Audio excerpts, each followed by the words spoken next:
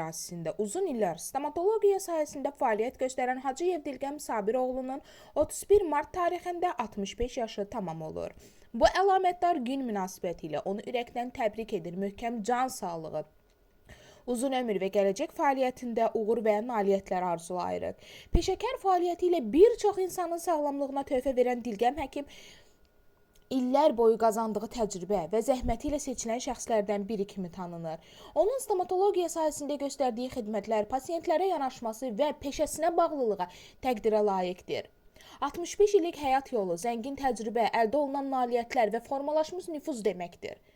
Bu yubiley yalnız bir yaş göstəricisi deyil, eyni zamanda bir ömrün zəhmətinin, xidmətinin və insanlara faydasının ifadəsidir.